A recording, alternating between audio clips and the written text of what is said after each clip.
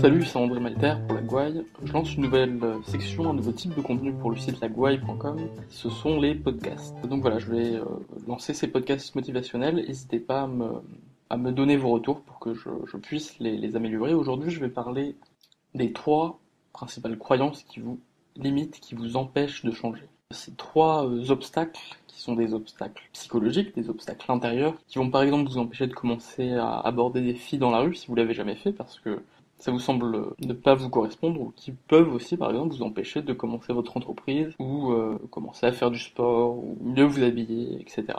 Donc ces 3 croyances limitantes, ces 3 obstacles qui sont à l'intérieur de vous, ce sont d'abord le conditionnement social, le poids du regard des gens qui vous entourent.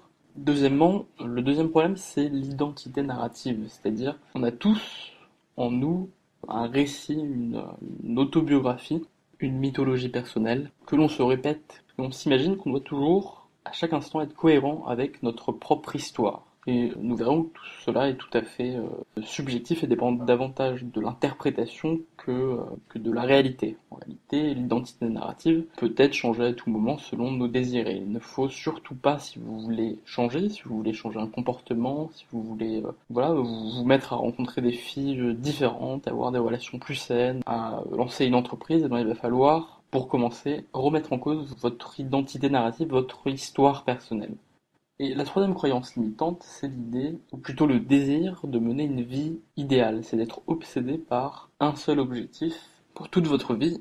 Et on verra que c'est un obstacle dans le sens où si vous souhaitez être un grand scientifique par exemple et obtenir un prix Nobel dans le domaine de la physique, eh bien vous aurez du mal à apprendre aujourd'hui à séduire des filles en boîte de nuit ou dans la rue parce que ça ne correspond pas à cette identité idéale, à cet objectif de vie unique que vous faites. Alors on verra que la réponse à cet obstacle, c'est pas d'abandonner ses ambitions, mais passer effectivement d'une philosophie de l'objectif à une philosophie de l'expérience. Et on fera appel à une philosophie antique qui est celle de Carpocrate. Alors je vous assure que ce sera beaucoup plus simple que ça en a l'air. Je vais essayer de simplifier tous ces concepts pour qu'ils soient parfaitement applicables et que vous puissiez les utiliser tout de suite. Pour prendre le numéro de Jolies Inconnus, parce que c'est quand même ça le sujet. Bon alors, on commence par le conditionnement social. Alors c'est probablement le sujet auquel vous êtes le plus sensibilisé par les autres sites de séduction, les sites de développement personnel. Le conditionnement social, c'est quoi? C'est l'idée qu'il faut faire ce que la société vous demande de faire. Que de manière générale, ce que la société vous dit est juste et utile. Alors évidemment, dans le domaine de la séduction, le conditionnement social ne vaut absolument rien. Le conditionnement social vous dit qu'il n'est pas possible d'aborder une fille dans la rue et de coucher avec elle rapidement. Le conditionnement social vous dit que les femmes ne s'intéressent finalement qu'aux relations sentimentales et qu'elles s'intéressent moins au sexe que les hommes, ce qui est absolument faux. Le conditionnement social vous dit qu'il faut offrir du chocolat et des roses aux femmes pour leur plaire, ou encore que seulement l'argent ou l'apparence pourraient vous aider et qu'il ne serait pas possible, en travaillant sur soi, de devenir plus confiant, de mieux parler, d'être plus marrant, plus détaché et d'être de plus en plus attirant pour les femmes. Ça, le conditionnement social ne le dit pas. Bref, le conditionnement social dit n'importe quoi. Si vous êtes ici, vous avez déjà compris que c'était quelque chose dont il fallait se libérer, que ce n'était pas bien. Du moins, pas bien pour vous. Peut-être bon pour la société, mais ni vrai ni utile pour vous en tant qu'individu. Si vous avez l'impression d'être encore dépendant du conditionnement social, bon, déjà, il faut savoir que si vous séduisez des filles, si vous abordez des filles dans différents contextes, eh bien avec les résultats, cette dépendance au conditionnement social va vite disparaître. Souvent, chez les gens qui découvrent la drague, eh bien, ça produit un déclic chez eux qui les fait remettre en cause toutes leurs fausses croyances, d'abord sur les femmes, et puis ensuite, en fait, sur à peu près tout, sur l'alimentation, sur l'entrepreneuriat, sur le sport. Et souvent, ce déclic leur permet de commencer à réfléchir par eux-mêmes. Si vous avez besoin d'un choc pour comprendre à quel point ce que croient la plupart des gens, dans la majorité des cas, est faux, je vous conseille de regarder une page sur Wikipédia qui s'appelle la liste des idées reçues, où vous allez apprendre, par exemple, que Napoléon n'était pas particulièrement petit, que les poissons rouges n'ont pas une mémoire particulièrement courte, ou encore que la couleur de l'eau de la mer n'est pas du tout due à la couleur du ciel. Bon, je vous laisse le lien en bas de ce podcast. Je vous laisse réfléchir par vous-même à cette idée que ce que pensent la plupart des gens dans l'ensemble n'est pas vrai a priori. Et c'est nécessaire de comprendre ça, et vous n'arriverez jamais à séduire des filles dans le métro et aborder des filles. Vous n'arriverez jamais à vous métamorphoser si vous êtes toujours dépendant du conditionnement social, donc abandonnez-le définitivement.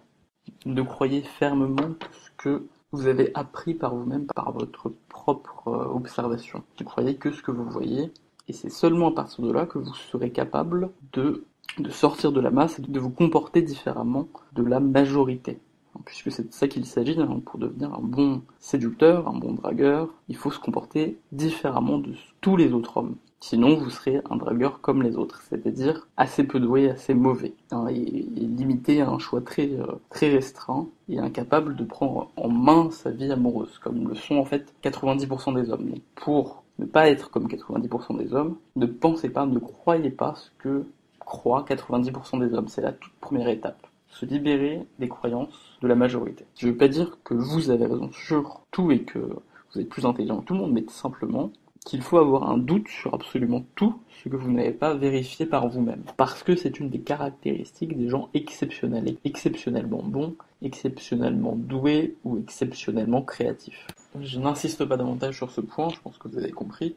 En résumé, on peut dire que vous avez soit confiance en la société, soit confiance en vous. Et vous savez que la confiance en soi, c'est la clé de la réussite dans le domaine de la séduction, mais aussi dans bien d'autres domaines. Alors la première étape pour devenir un bon séducteur ou un bon entrepreneur ou un grand artiste, c'est de cesser d'avoir une confiance aveugle dans la société. On va maintenant parler d'un sujet dont vous entendrez moins souvent parler sur les autres sites de développement personnel et de séduction. C'est le sujet de l'identité narrative. Donc l'identité narrative, je l'ai dit tout à l'heure, c'est cette fiction que vous écrivez tous les jours de votre propre histoire. Cette mythologie individuelle, cette croyance que finalement vous avez des blessures, des événements de votre vie qui vous définissent, qui définissent votre personnalité, peut-être une relation avec vos parents, peut-être des trahisons que vous avez subies, peut-être des traumatismes qui vous ont marqué. Alors pour pouvoir vous métamorphoser, pour complètement changer dans un domaine, notamment dans le domaine de la séduction, il va falloir vous dépouiller de ces histoires qui sont en fait des fictions. Il va falloir arrêter de croire que vous êtes la dernière page d'un livre et considérer que vous n'êtes pas votre passé, mais que vous êtes ce que vous êtes maintenant, à l'instant présent. C'est-à-dire absolument ce que vous voulez. Et que votre passé, il existe seulement pour vous. Et que si vous rencontrez des inconnus, eh bien, votre fiction personnelle, votre passé, n'a absolument aucune importance pour elle. Alors vous pouvez l'abandonner. Et c'est vous qui avez choisi les événements qui, selon vous, vous définissent, et c'est vous qui avez choisi quel événement vous avez préféré oublier. Bon, malheureusement, c'est facile à dire, mais c'est difficile d'abandonner toute forme d'identité narrative. On ne peut pas échapper à cette fiction personnelle. Alors ce que vous pouvez faire par contre, c'est réécrire votre identité narrative en fonction de vos désirs actuels. On va prendre un exemple. Dans le domaine de la séduction, imaginons que dans votre vie vous ayez eu une seule petite amie, avec laquelle vous êtes resté pendant des années et des années, et que cette femme vous a largué du jour au lendemain. Votre identité narrative à l'instant présent, c'est probablement, même si vous n'en avez pas conscience, c'est probablement que vous avez perdu la femme de votre vie, et que finalement, si vous voulez vous mettre à apprendre à séduire, c'est pour compenser, ce qui n'est pas la meilleure démarche pour commencer dans ce domaine-là. Alors je pense que la meilleure solution dans ce cas-là, c'est de réécrire votre identité, mais la réécrire physiquement, c'est-à-dire vous allez prendre un stylo, vous allez prendre une feuille, une seule page, et vous allez réécrire votre histoire. Parce que vous le vouliez ou non, cette histoire, vous l'avez écrite dans votre tête, et c'est important de la réécrire physiquement, de la remplacer. Alors dans ce cas-là, donc si vous avez une petite amie que pendant des années, que c'était selon vous la femme de votre vie et qu'elle vous a quitté, vous allez pouvoir réécrire votre histoire et vous dire « J'ai rencontré une fille quand j'étais jeune par hasard, j'ai toujours ressenti, sans oser l'avouer, une frustration de ne pas pouvoir rencontrer d'autres femmes et de ne pas avoir davantage d'expérience. Il se trouve qu'elle m'a quitté, et aujourd'hui je respire à nouveau, j'ai l'impression de renaître parce que j'ai une liberté que je n'ai jamais eue. Je suis comme un esclave qui vient de découvrir ce que c'était que la liberté. » Et je me demande même si finalement, par mon comportement, je n'ai pas fait en sorte qu'elle me quitte, parce que inconsciemment, je ne voulais plus de cette relation, et je voulais goûter cette liberté que je n'ai jamais connue. Bon, je prends cet exemple-là, mais je pourrais en prendre plein d'autres. L'idée, je pense que vous avez compris, c'est d'interpréter différemment, de mettre en valeur certaines choses que vous avez peut-être atténuées dans votre mémoire et de mettre de côté des choses que vous avez exacerbées dans votre identité narrative qui est une fiction. L'idée, c'est de remplacer une fiction qui est à l'intérieur de votre esprit par une autre fiction que vous allez écrire sur du papier avec un stylo. Donc, je vous conseille vraiment de le faire pour vous libérer de vos mauvaises identités narratives qui pourraient vous bloquer dans le domaine de la séduction, mais aussi faites-le dans le domaine de l'entrepreneuriat, dans le domaine si vous voulez vous mettre, je sais pas, à lire et à vous cultiver davantage, si vous voulez vous mettre au sport ou quoi que ce soit d'autre. Le meilleur remède à l'identité narrative, c'est d'accepter que vous puissiez avoir plusieurs identités narratives en même temps. Alors écrivez ces différentes identités sur pas plus d'une page quand vous en avez le temps. On va maintenant attaquer le troisième point, j'ai gardé le meilleur pour la fin. J'espère que vous êtes bien attentifs parce que ce que je vais vous dire là, vous l'avez probablement jamais entendu ailleurs. Vous entendez partout sur les sites de développement personnel ou de séduction que vous consultez certainement, vous entendez partout qu'il faut avoir un objectif dans la vie. Il faut s'imaginer dans sa vie idéale, c'est-à-dire avec une femme magnifique ou avec des millions d'euros ou un prix Nobel de la paix ou de micromécanique ou de je ne sais quoi d'autre. Et que finalement cette vision d'une vie idéale serait ce qui vous permettrait de vous motiver le plus efficacement. Bon, moi je pense que c'est exactement l'inverse qui est vrai. Par exemple, si dans 10 ans, vous vous imaginez comme étant le plus grand séducteur de la planète, imaginons que ce soit ça votre objectif.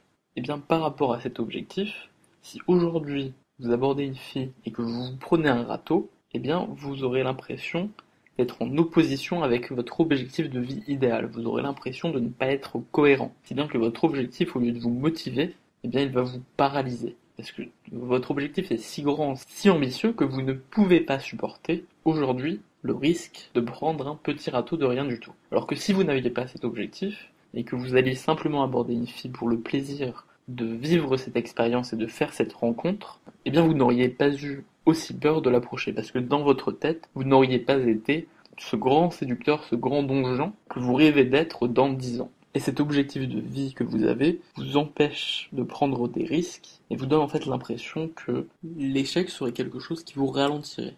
Alors que si vous étiez concentré non pas sur l'objectif de vie mais sur l'expérience présente, l'échec serait pas du tout un problème, ce serait une expérience comme les autres, très intéressante à vivre.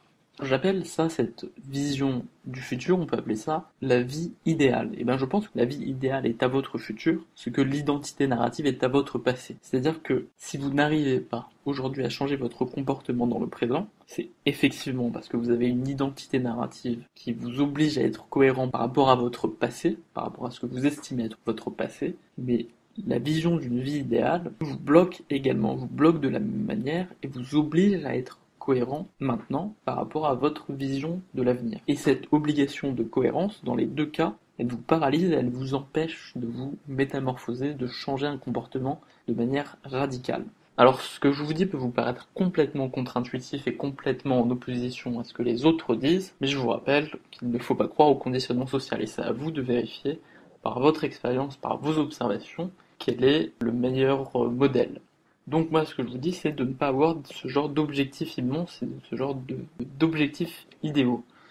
Il y a un autre problème avec l'objectif de vie idéal, c'est qu'en général vous êtes obligé d'avoir un seul et unique objectif. Donc je disais tout à l'heure, si par exemple vous êtes ici sur un site pour apprendre à séduire, mais vous avez probablement d'autres objectifs dans la vie que la séduction. Vous avez probablement envie de réussir dans votre domaine, peut-être de devenir un grand musicien, peut-être de devenir un grand écrivain. Et si vous avez un objectif de vie, en général, vous allez vous concentrer sur un seul et unique objectif de vie et vous allez avoir du mal à accepter à la fois l'identité du futur musicien ou du futur écrivain ou du futur millionnaire et en même temps vous dire là, maintenant, tout de suite, je ne suis pas ça. Tout de suite, je suis juste un mec dans un bar qui va parler à une fille, qui va peut-être se faire rejeter, ou qui va peut-être pouvoir l'amener chez moi et vivre quelque chose qui n'est absolument pas cohérent par rapport à mon objectif de vie idéal.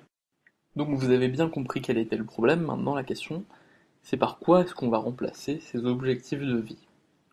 Eh bien, la solution, selon moi, c'est de passer d'une philosophie qui consiste à poursuivre un objectif de vie à une philosophie qui consiste à multiplier les expériences intérieures.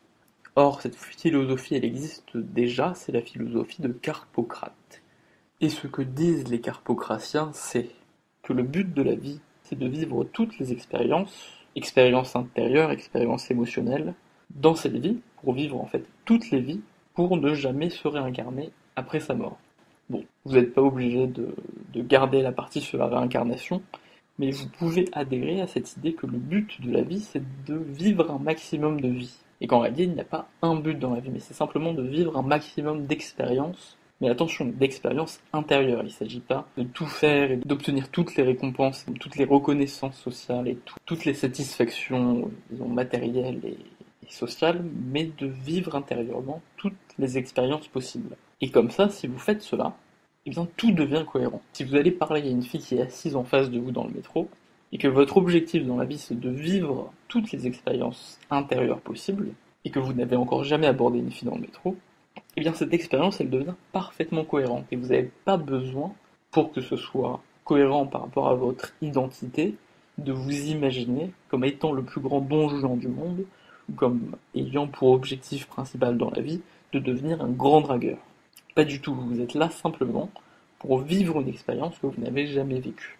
Et c'est le meilleur moyen de devenir sa propre référence et d'échapper au conditionnement social. Donc la boucle est bouclée.